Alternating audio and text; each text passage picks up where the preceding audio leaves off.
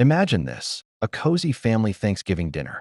The air thick with the scent of roasting turkey and fresh-baked pie. A table set with cherished china passed down through generations. And an elderly father pouring his heart into every detail, clinging to memories of his late wife. But then, his own daughter and her smug husband drop a bombshell. They're seizing his new home, shipping him off to a nursing home like yesterday's leftovers. He nods quietly, hiding the storm inside. Because he has a plan, one built on years of unraveling secrets, sharper than any carving knife.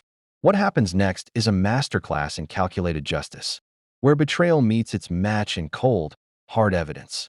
If that hooks you, you're in for a treat. Welcome to another episode of English Revenge Stories, where we dive deep into real-life tales of karma striking back, inspired by raw Reddit confessions that hit right in the feels. Today, we're unpacking a story of family betrayal turned epic comeback, a narrative so gripping, it'll have you cheering for the underdog all the way through. Buckle up, because this one's about resilience, smarts, and the sweet taste of well-earned payback.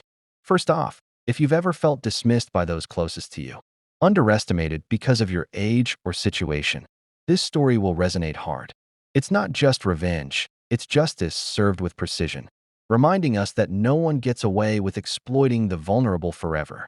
Hit that like button if you're ready for some serious satisfaction. Subscribe for more of these emotional roller coasters, and let's jump right in. The scene opens on a crisp autumn afternoon in a modest apartment on the outskirts of a bustling American city, the kind of place that's seen decades of quiet life. Our protagonist, let's call him Richard, a retired forensic accountant in his mid-70s, sharp as ever despite the gray in his hair, stands in his kitchen, sleeves rolled up, tending to a massive turkey that's been slow roasting since dawn. He bastes it meticulously, the golden skin glistening under the warm oven light, just the way his beloved wife Barbara used to do it every holiday. The aroma fills the space, a comforting blend of herbs and butter, evoking memories of laughter-filled gatherings from years past. Barbara's been gone for 5 years now, lost to a sudden illness. But Richard keeps her spirit alive through these rituals, setting the table with her prized china, the plates edged in delicate gold that she'd hunted for at estate sales over there. 35-year marriage. He folds the napkins into neat fans, places them beside each setting, 3 in total, his daughter Linda's, and her husband Mark's. They're expected at 2 o'clock sharp. But as the clock ticks past 3, then 4, the mashed potatoes start to form a skin, and he reheats the green beans for the second time, stirring them with a wooden spoon that's worn smooth from countless meals.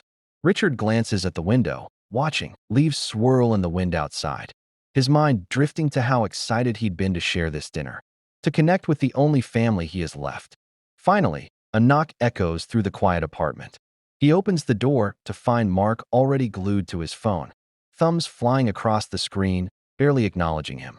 Linda stands behind, her expression distant. No warm embrace, no sorry we're late. Traffic was a nightmare, she mumbles without meeting his eyes, slipping past into the living room. Mark brushes by next, his cologne overpowering the homey scents. Phew, it's like a sauna in here, Richard. You cranking the heat, or what? Richard closes the door softly, his voice steady. It's 72 degrees, same as always. Mark doesn't miss a beat, wandering over to the old leather couch. That's been a fixture for 25 years, running his hand along the armrest like he's appraising it for auction. This stuff's pretty dated, huh? How long you had this sofa? Richard pauses in the doorway to the kitchen. 25 years. It was Barbara's favorite. He turns away, busying himself with the final preparations. But he can hear them murmuring in low tones from the other room. Words he can't quite make out, but that carry an edge of conspiracy. Dinner's ready, he calls out, carving the turkey with practiced slices, arranging the juicy breast meat on a platter that gleams under the dining room light. It looks picture perfect, steam rising invitingly. But as they take their seats, the atmosphere feels anything but. Mark plops down heavily, reaching immediately for the wine bottle, pouring himself a generous glass and setting it possessively by his plate. He takes a long swig before spearing a piece of turkey without waiting for anyone else. This is a bit dry, don't you think, Linda? We should have hit that steakhouse I told you about. Linda takes a tiny bite, sets her fork down, and pulls out her phone again, scrolling absently. Richard sits quietly, his own plate barely touched, the weight of their indifference pressing on him like a physical force. I spent the morning preparing this, he says softly, just like your mother used to, with the special herb rub for the stuffing. Linda's jaw tightens, but she doesn't respond, her eyes fixed on the screen. Mark, undeterred, launches into a monologue about his latest real estate triumphs. A flip in the suburbs that netted him 60 grand. A downtown deal that fell through but taught him valuable lessons. He gestures with his fork, explaining market trends with that condescending tone, as if Richard, with his decades in finance, couldn't possibly grasp it.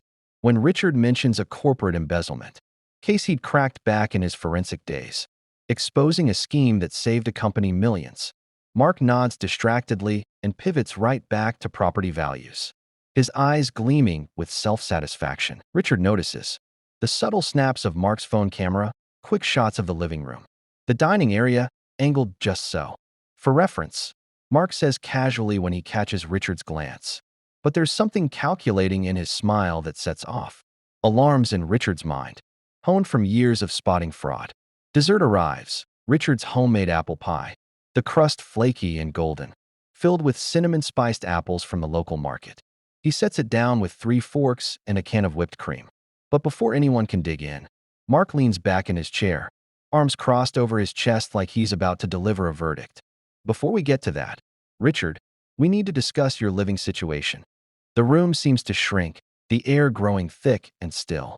Richard places the pie carefully in the center of the table, his hands steady despite the sudden knot in his stomach. What situation? He asks, his voice even. Linda finally looks up, reaching into her purse to pull out a glossy brochure, sliding it across the table toward him. It's for Sunny Meadows Assisted Living.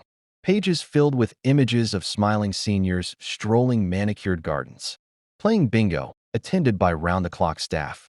Dad, I found this wonderful facility for you, she says in that measured tone people use when talking to children or the infirm. They have everything you need: meals, activities, medical care. You'll be so much safer there.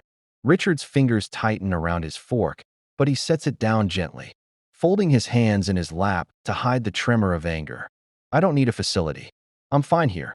But Mark interrupts, his voice firm, authoritative. Richard, I've made a decision about all this. Sunday, we're moving into your new North Side house. It's way too much space for one person, especially with those stairs you can barely handle anymore. The words land like a slap. Richard climbs stairs. Just fine. He'd hauled groceries up 3 flights the week before, when the elevator was out for repairs. But Mark continues, pulling a keyring from his pocket, jingling it briefly before tucking it away. I had copies made when we toured the place last month. We'll handle everything. The packing, the transition. You just need your personal items ready. Truck's scheduled for 10 a.m. Linda studies the brochure now, thumbing its edges, avoiding his gaze entirely. Don't make this harder than it has to be. Dad, we're doing what's best for everyone. The table between them holds the ruins of the meal, the half-eaten plates, the empty wine glass. Barbara's china bearing witness to what feels like the death of family itself. 3 days, Richard says slowly, his voice barely above a whisper. Mark nods, satisfied, like he's closed a deal. Exactly. We'll see you Sunday at 10 sharp.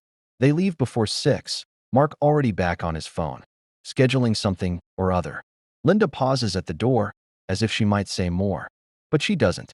The apartment falls silent, the pie untouched, the brochure mocking him from the table. Richard sits there for a long moment, staring at it, then rises, walks to his desk, and pulls out a folder labeled Property Documents. His hands are firm now, no tremor. He has work to do, and the night stretches ahead like an old friend. As the hours tick by into the quiet of evening, Richard doesn't sleep. Instead, he spreads out every paper related to his new North Side house. Across the dining table, the deed, the purchase contract, the closing statement, the title insurance, all in his name alone. Bought outright with $485,000 from his retirement savings. No mortgage, no co-signers, nothing ambiguous. He logs into his bank accounts, checking at $2,000, savings at $340,000 post-purchase. No unauthorized access. Yet, the untouched pie still sits on the counter. He tosses it in the trash, the sweet aroma now turning his stomach. Picking up his phone, he dials a number he'd looked up earlier. Torres Law Firm. How can I help? This is Richard Hayes. I need to speak with attorney Ramon Torres urgently about property rights. Family members are trying to take my house without permission. Can he see me tomorrow? The assistant's voice sharpens. I can slot you in at 9 a.m. Perfect. He hangs up and dials another. Paredes Notary Services. Mrs. Paredes speaking. I need to update legal documents, revoke a power of attorney, possibly revise my will. How soon? Monday afternoon works. I'll call to confirm after my lawyer meeting. On a yellow legal pad, Richard sketches a timeline. His handwriting precise despite the late hour. March 2024. Told Linda about buying the house. September 2024. Mark helped view it. October 2024. Closing complete. Keys in hand. October again. Mark copied keys without asking. November 2024. They announced their plan. Months of scheming, waiting for the perfect moment. Choosing Thanksgiving to catch him vulnerable. Nostalgic amid family memories. He opens old files from his career. Notes from 35 years exposing fraud, daughters draining mothers. Accounts, sons coercing deeds from fathers. Nephews forging wills. He'd tracked them all, testified against them. Watched their schemes unravel under scrutiny. The patterns were always the same. Isolate, create urgency, frame theft as care. Not with me, he thinks. He starts a new list. 1. Secure property legally. 2. Protect finances. 3. Document everything. 4. Investigate their situation. That last one nags. The 3-day rush screams desperation. Likely financial pressure. People with stable lives don't steal from elderly relatives so hastily. He photographs every document on the table, emails copies to himself for backup, then grabs his keys. The drive to the North Side house takes 30 minutes. It's a modern setup, gated community. Corner unit on the 3rd floor with morning sun. He'd chosen it carefully, planning to retire there as he and Barbara always dreamed. She hadn't lived to see it. Visualizing Mark striding up those stairs, using that pilfered key, claiming the space as his own, it fuels him. Back home that evening, his phone rings. Linda. He lets it go 3 times before answering. Hey, Dad. Her voice drips false sweetness. The kind she'd used as a kid to wheedle favors. Just checking in. Everything's set for Sunday? Mark has it all arranged. Be reasonable, okay? He sits in Barbara's old armchair, phone to his ear. Yes, Linda. Sunday. He lets the pause linger. See you then. After hanging up, he picks up the deed copy from his desk, traces his name on it. The paper feels solid, binding. Sunday. Mark expects to waltz in with his truck and his arrogance. Let him try. Richard's mind races through old cases, the crooks he'd exposed, the patience he'd used to follow every thread. Not with me, he whispers to the empty room. The next morning, Saturday, he sets his alarm for 6. Lawyer at 9, notary after, house secured by afternoon. As he finally drifts to sleep, he allows a small, cold smile in the dark. They're coming. But he's ready. More than ready that he wakes before the alarm blares. The first light of dawn filtering through. The blinds like thin fingers, reaching across his bedroom floor. It's 6 a.m., and Richard's mind is already in motion, cataloging the day's tasks with the precision of a ledger. The lawyer at 9. The notary after lunch. The North Side house by mid-afternoon. He dresses methodically, a crisp shirt and slacks that make him feel armored. Then reviews his notes one last time in the kitchen over black coffee that's strong enough to jolt the senses. The documents from last night are neatly organized in his briefcase. Color-coded tabs marking sections. Blue for the deed. Yellow for closing papers. Red for his handwritten timeline of betrayal. Everything in order, everything ready to expose the cracks in their scheme. By 8:50, he's at Torres Law Firm downtown. The building a sturdy brick structure that exudes reliability. The kind where attorneys have practiced for generations without fanfare. Ramon's name is etched simply on the directory, 3rd floor. The waiting room smells of leather chairs and stale coffee. Legal magazines stacked neatly. The receptionist notices him checking his watch. Mr. Hayes, he's ready for you now. Ramon Torres greets him at the office door, 50s.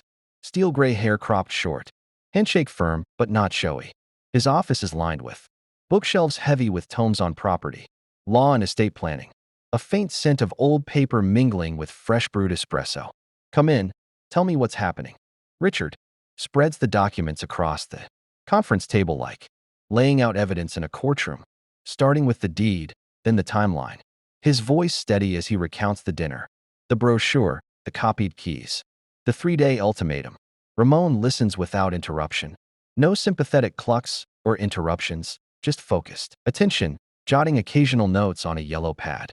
When Richard finishes, Ramon picks up the deed, scans it closely under the desk lamp. Mr. Hayes, let's be clear. This property is unequivocally yours. Your daughter and son-in-law have zero legal claim. If they attempt entry without permission, that's criminal trespass. We can file for restraining orders if needed. He sets it down. The duplicated key is a red flag. We need to neutralize that vulnerability immediately. Richard meets his gaze. I spent 35 years investigating financial exploitation, testified against family members doing exactly this. Never thought I'd be on this side. But you're not vulnerable. Ramon replies, pulling a notepad closer. And you're prepared.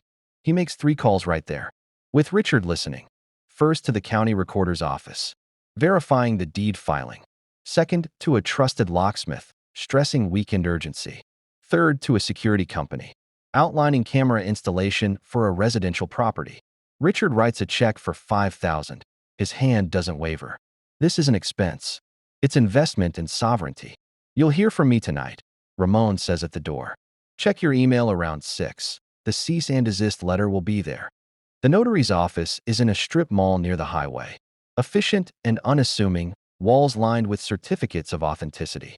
Sylvia Paredes, around 60, gray hair pinned back, reading glasses on a chain, waves him in. Mr. Hayes, have a seat. The will revision takes 20 minutes to review line by line. He pores over each clause before signing, ensuring Linda's exclusion is ironclad for now. Sylvia watches patiently, her stamp ready. I've notarized plenty like this, family situations turning sour. She presses the seal with a satisfying click. This holds up. Make sure your lawyer gets a copy. A pause. Hope it doesn't come to probate. But if it does, your wishes are crystal clear. The drive to the north side house stretches 35 minutes through light traffic, the city giving way to suburbs with manicured lawns. The place looks pristine in the afternoon sun, stucco walls, desert landscaping, third-floor corner unit catching the light just right. Today, it's transforming from dream home to fortress. The locksmith arrives first, a burly guy in his 40s hauling a toolbox that clanks with authority. These are commercial-grade deadbolts, he explains, holding up the hardware, metal gleaming. No one's getting through. Without serious tools. He discards the old keys, marks copies now, worthless scrap, and demonstrates the new mechanism. The bolt sliding home with a solid thunk. Richard tests it himself, turning the key once, twice, 5 times, feeling the resistance that screams security. The security tech follows, younger and wired, ladder in hand to mount motion-activated cameras at the entry. Records to cloud storage, he says, showing the app. On Richard's phone, live feed already streaming. Approach the door, and you'll know instantly. Richard stands in the empty living room, watching them work. Sunlight pouring through the windows he'd chosen for their view, over floors he'd selected for their durability. This space, his, bought with hard-earned savings, meant for peaceful retirement, not for thieves in family clothing. Back in his apartment that evening, he opens his laptop. Ramon's email pings at 6 on the dot, the cease and desist letter attached. 3 pages of dense legalese boiling down to stay away or face prosecution. He prints it, seals it in an envelope. Then, methodically, he changes every password. Banking, investments, email, utilities, complex combinations jotted in a locked notebook. The old power of attorney to Linda, signed in grief after Barbara's death, revoked with a form from Ramon, signed, scanned, sent back.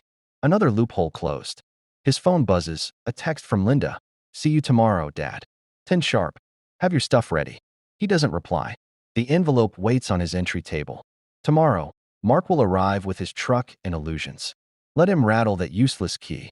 Richard tucks the envelope where he'll see it first thing, then stands at his window, the sun dipping low, painting the sky in fiery oranges. Somewhere out there, Linda and Mark pack confidently, oblivious. No smile crosses his face, no premature triumph. Just readiness, a quiet steel. Sunday dawns clear, the kind of morning that promises resolution. Richard drives to the north side house at 7:30. Road's empty, sun still low. He parks discreetly, enters, walks each room, checking windows, testing locks, verifying camera angles. All secure. By 9:40, he's positioned inside the front door, phone in hand with the security feed open, empty hallway. Elevator doors, stairwell access. He watches, waits. 9:58, the elevator dings. Mark emerges first, clipboard in hand. Dressed like it's a business transaction, polo shirt, khakis. Linda trails, phone out, texting. They approach with absolute certainty, steps echoing. Mark inserts his copied key, twists. Nothing. He jiggles it, pushes the door. The deadbolt holds firm. Confusion flickers, then realization. The locks. He changed the damn locks. His voice rises, bouncing off the walls. What the hell, Richard? We had an agreement. Truck's full of our stuff. You can't do this. Richard cracks the door 15 centimeters, chain latched. What are you doing here? Silence hangs heavy. I don't recall inviting you. I don't recall agreeing to anything. Linda pushes forward, face pale. Dad, this is cruel. We gave up our lease. Where are we supposed to go? He pulls out his phone, hits play on the recording from dinner. Mark's voice crackles. Richard, I've decided. Sunday, we're moving in. Linda's, don't make this harder. He stops it. You announced. You decided. You never asked. Mark's face reddens, veins bulging. This is illegal. Locking us out of our property. I'll call my lawyer. Sue you for everything. Richard slides the envelope through the gap. Try it. Sue me. Call whoever. This is my property. No claim, no rights, no permission. My lawyer's contact is at the bottom. Mark snatches it. Scans the letterhead, the bold terms. Trespass? From you. Linda's voice sharpens, desperate. You can't throw out your own daughter. Mom would be ashamed. That stings, a flicker of Elena's absence, the void her death left. But he recalls the dinner disdain, the dry turkey jab. Your mother taught you better. Don't weaponize her to excuse what you've done. He shuts the door, bolt clicking with finality. Through the app feed, he watches, Mark pacing like a caged animal, yelling muted obscenities. Linda tugging his arm, urging retreat. A neighbor peeks out, retreats quickly. After 5 minutes of fury against his silence, they storm off, elevator swallowing their defeat. From the window, 3 floors up, he sees their moving truck dominating the lot. Orange and white, logo glaring. They'd rented it, packed it, driven here expecting victory, now abandoned like their plan. He forwards the footage to Ramon, Sunday, as expected. Video attached. Response swift, perfect. Save copies. They'll regroup, stay ready. He sits on the bare floor, replaying the video. Mark's key fail, confusion to rage. Linda's pleas turning to shock. 15 minutes dismantled months of plotting. But Ramon's right. This is just the opener. To win the war, understand the enemy. Financial desperation likely drives the haste. Tomorrow, he'll probe Mark's records, public databases. Old credentials still active.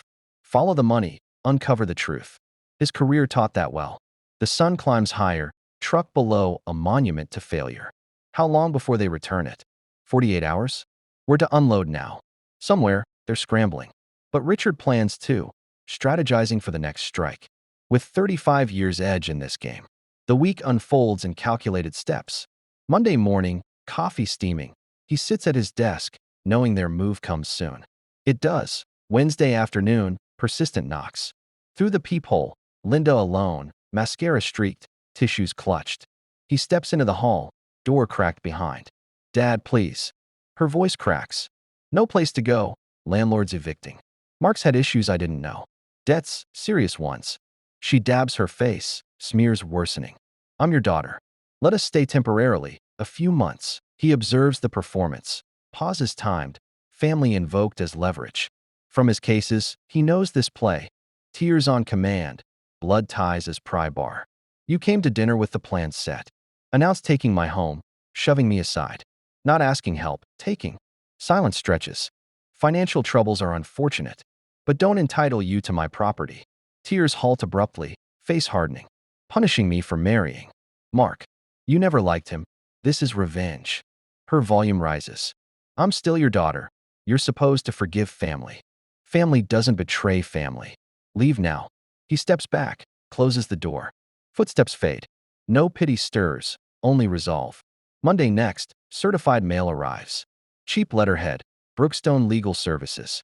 Demands he honor verbal agreement to transfer property within 30 days. He photographs, scans, emails to Ramon. Response, amateur hour. Verbal real estate promises? Statute of frauds requires writing. I'll reply, they'll back off. But desperation shows, they'll try anything. That sparks deeper digging.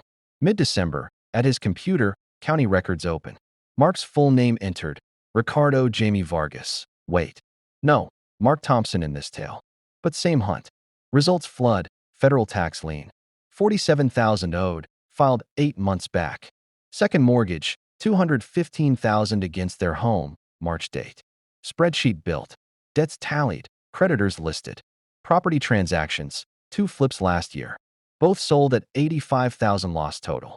Credit card judgments, 3, 8 to 15,000 each.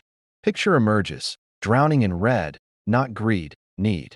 Needed his house not to live in, to flip for quick cash. Pay off while warehousing him away. Prints stack, 43 pages of public ammo. While collating, Ramon's call. Their strip mall lawyer withdrew, no explanation. Likely couldn't pay retainer. Investigation complete, Richard says. Mark's bankrupt in all but filing, liens. Bad deals, hidden loans. Ramon pauses. Leverage, but use carefully. Hanging up, Richard eyes the file. Knowledge is power. Wait to deploy or strike. Claudia, Linda's, tears were mixed. Real despair, learned manipulation. She deserves truth about Mark's lies, not forgiveness. Warning. Decides to wait, file locked. Desperate people dangerous. Mark cornered, unpredictable. Prepares dinner, simple pasta, mind-worrying. City lights twinkle outside. Out there, options dwindle. Advantage his, how to wield. Sends invitation late December. 3 weeks stewing, finances worsening. Hope building he might negotiate. Note brief, willing to discuss. My apartment, January 10th, 2 p.m. They arrive prompt. Mark in button-down trying professional, Linda exhausted. Dark circles, ponytail hasty. Richard gestures in. Room arranged like boardroom. His chair head, there's opposite. Coffee table between with 3 thick manila folders. They sit warily, Mark's eyes locking on folders. Recognizing setup, evidence arrayed like deposition. Dad, thanks for meeting. Linda starts, tentative hope. He cuts in, opening his folder, pages tabbed. Not for apologies. To show something. Slides first document, federal tax lien. Mark Thompson, 47,000. Filing date bold. Public record, anyone can find with a name. Mark pales, ash gray. Linda frowns, picks it up. What's this? Your husband owes IRS 47,000. 8 months now. Slides next, home equity loan. 215,000, Mark's signature alone. Taken March, public 2. Linda's hands shake, scanning signature page. March? You said finance is fine then, lied. Invasion of privacy. Mark stands, chair scraping. No right to dig. Public records, Richard counters coolly. 35 years forensic accounting taught where to look. Third stack, property deals, losses highlighted. 85,000 lost on bad flips. Tax debt, hidden loan, card judgments, you're sinking. Wanted my house to sell. Pay with my equity while sidelining me. Linda's pages rustle, trembling. True? Plan to sell. Mark explodes. Needed it. Everything crumbling. You useless, spending on classes, lunches. He's old, doesn't need space. Out. Richard stands, opens door wide. Meeting over. Mark crumples papers, snarls. Think you're smart? Not done, old man. Linda grabs his arm. He shakes free. Wants war has it. They exit, argument erupting in hall, accusations flying. Richard closes door, gathers duplicates, files away. Wedge-driven, trust shattered between them. Doubt corrosive in strained marriage. Dinner that night calm, phone vibrates. Linda. 2 words, I'm sorry. He stares, types then deletes. Finally, actions matter more than words. Sends. No reply. But message signals. Wedge working. She's questioning. Good start. Now, watch Mark's reaction. Exposed, humiliated. Cornered animals lash out. Question how January slips into a cold, quiet standoff. For weeks of radio silence after that explosive meeting, no calls. No texts beyond Linda's single, "I'm sorry." No surprise visits. Richard keeps his routine sharp. Morning walks through the neighborhood where bare trees scratch at the gray sky. Coffee at the corner diner where the waitress knows his order. Weekly check-ins with Ramon to monitor for any legal filings. Nothing surfaces. The calm feels like the hush before a storm rolls in, heavy and expectant. He wonders what's unfolding in their world.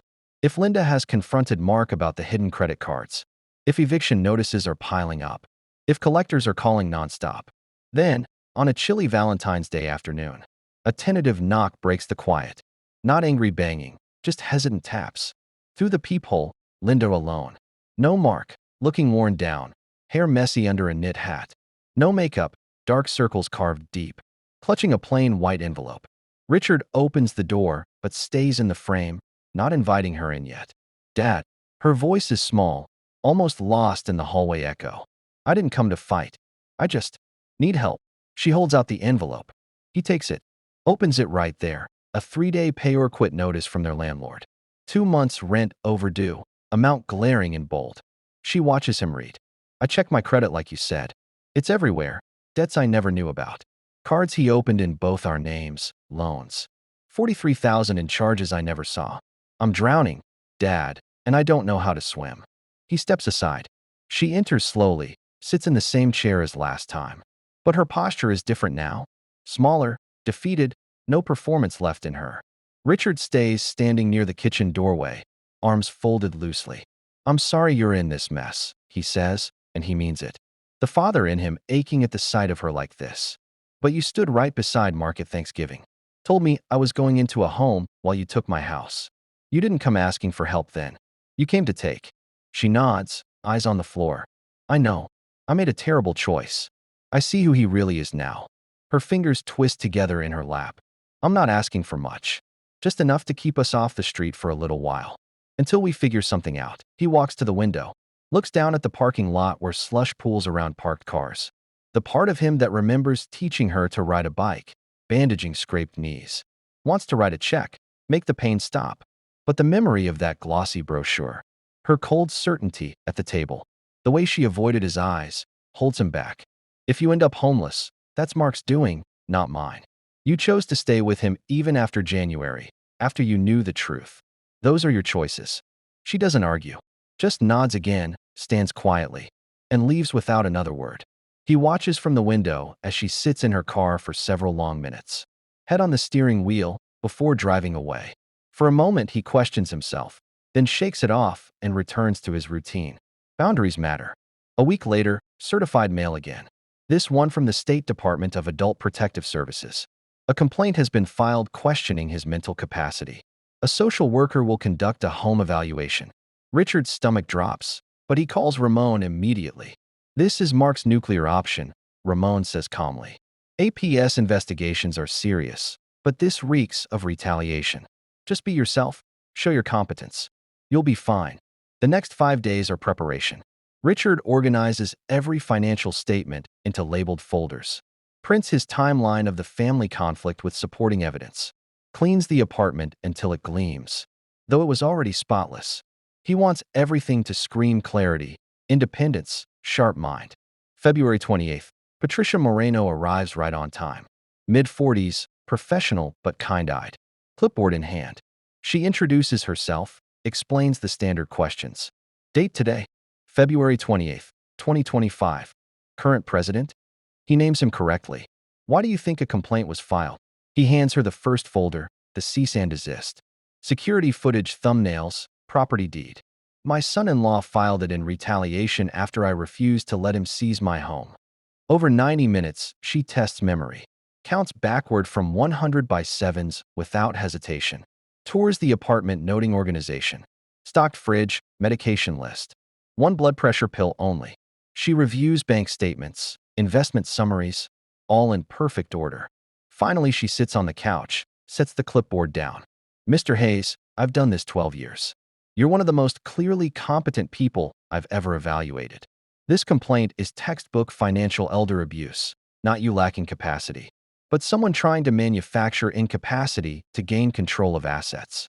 I'm recommending immediate dismissal and flagging this as malicious. Relief washes over him, but he keeps his face neutral. Thank you. I'm sorry you had to deal with this. She smiles faintly. Family disputes are the hardest, but you're handling it exactly right. Documentation, legal support, maintaining independence. After she leaves, Ramon confirms the case will close that day. But Mark's escalating, weaponizing government systems. That's desperation. Be ready for more. A week later, Richard thinks maybe Mark has finally given up. He's wrong. It starts on a Tuesday night in early March, around 8. Richard reading in his recliner when pounding erupts on the door. Not knocking, full-fisted blows that rattle the frame. Richard, open this damn door. Mark's voice booms loud enough to wake the building. Richard doesn't move toward it, just picks up his phone, dials 911. My son-in-law is at my door making threats. We have a history. I need officers. He stays on the line as the operator instructs. The pounding continues. You think you can ruin my life? Put my wife against me? This is all your fault. Neighbors' doors crack open. Voices telling Mark to leave or they'll call police themselves. That seems to register. The banging stops. Footsteps stomp away. Officers arrive 6 minutes later, Mark gone, but 3 neighbors give statements. They photograph a small dent in the door, file an incident report. One officer suggests a restraining order. This kind of escalation rarely stops on its own. Next morning, Richard calls Ramon. Time for the order. Petition prepared that day. Evidence stacked. Dinner confrontation. Sunday lockout footage, APS complaint. Now the door assault with police report. Hearing set for March 15th. Filing fee $350. Worth every penny. 2 days before the hearing, Linda calls. Dad, I need you to know, I'm leaving him. Silence from Richard. She fills it. Should have done it in January when you showed me the truth. But I was scared to be alone, start over, admit I married a liar. The night he came to your door, police showed up. He came home raging, blaming me. Said if I hadn't told you about the eviction, none of this would have happened. Like his lies were my fault. Her voice is steadier now, clearer. Where are you? Friend's couch. Took what I could carry, left while he was at work. Filing divorce next week. That's a big step. I know you don't trust me. I destroyed that. But I needed you to know I'm done being manipulated. Getting a job, my own place. Rebuilding alone. Pause. Not asking for money. Just wanted you to hear it. I hear you, he says carefully. Actions matter more than words. Prove it with what you do. I will. She hangs up. He sits with the phone, wanting to believe. But trust has to be rebuilt brick by brick. The restraining order hearing is short. Ramon presents the timeline, footage, reports. Mark doesn't show, no lawyer either. Judge grants it, 100 yards minimum distance. No direct or indirect contact. Violation means immediate arrest. This is protection, not a trophy, Ramon reminds him afterward. It may enrage him more. Stay vigilant. That night Linda texts, filed divorce today. Case number attached, photo of the court receipt timestamped March 18th. Also filing a complaint with the real estate board about his conduct. Copying keys without permission. Misrepresenting property ownership. Unethical use of his license. He deserves the consequences. Not revenge, just accountability. Richard replies, I support that. They talk briefly. She mentions a job interview lined up. A tiny studio she's viewing. She sounds grounded, realistic, not the entitled woman from Thanksgiving. The final piece falls into place over the next months. Richard spends them building a formal complaint to the State Department of Real Estate. 18 pages detailing every violation. Abuse of client trust. Unauthorized key duplication. Fraudulent property claims. Harassment of a former client. Cross-referenced with regulations. Exhibits attached. Security stills. Police reports. Ramon's letters. In May it's filed in person. Investigation opens quickly. Mid-June, Mark's license suspended pending full hearing in August. Without commissions, he can't pay debts. July brings public notice of foreclosure on their house. Second mortgage default. August 12th auction scheduled. Linda visits most Saturdays now. Coffee in hand. Updates short at first. Job applications rejected. Apartment hunts tough. Divorce dragging. By June, she lands a permanent position. Administrative assistant at a dental clinic. Steady paycheck, benefits soon. Signs lease on a small studio, 60 square meters, but hers alone.